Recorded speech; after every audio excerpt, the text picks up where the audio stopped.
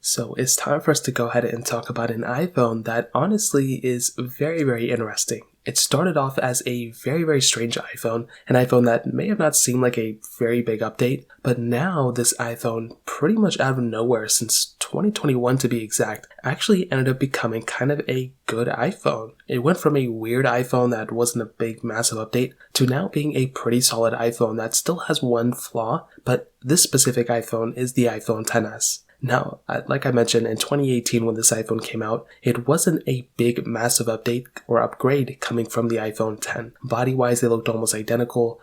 Feature-wise, they were almost the same thing too, but apparently from the Apple A11 Bionic chip to the Apple A12 Bionic chip that this iPhone ended up bringing, it looks like there actually could have been some pretty big changes, at least internally, from the previous generation of the iPhone to this one. Now, the first thing I want to state is, in my opinion, I think some of these changes could be artificial. It could be Apple just kind of making people want to go and upgrade from an iPhone X to the XS. But since 2021 with iOS 15, I've been noticing, and many people have been noticing as well, that Apple has been pretty much removing a bunch of features from their older iPhones, not necessarily removing them, but not giving them features that easily could have been supported, but giving them to certain other iPhones. And the iPhone XS was pretty much the stopgap of 2021. Almost all the features within iOS 15, the iPhone XS ended up getting. So that actually ended up kind of making the iPhone XS look like that much better of a phone because it was able to get certain features like live text in the camera. And, I think there were a few other features too, but just that one example, that was a massive feature within iOS 15. And iOS 15 wasn't even that big of an update. Then with iOS 16,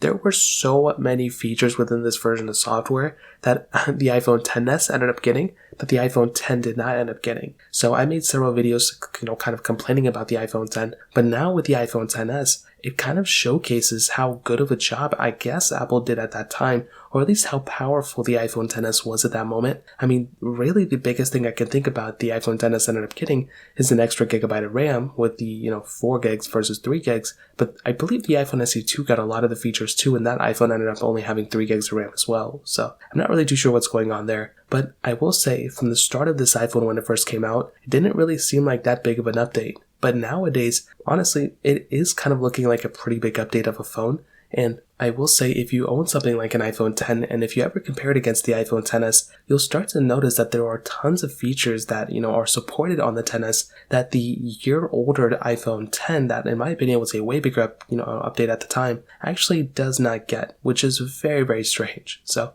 I'd love to hear your thoughts about this. Let me know in the comment section below. Hit the like button, that would mean so much, but definitely hit that subscribe button. More importantly than everything else, I love every single one of you guys. Hopefully I'll catch you guys in the next video. Peace out till then.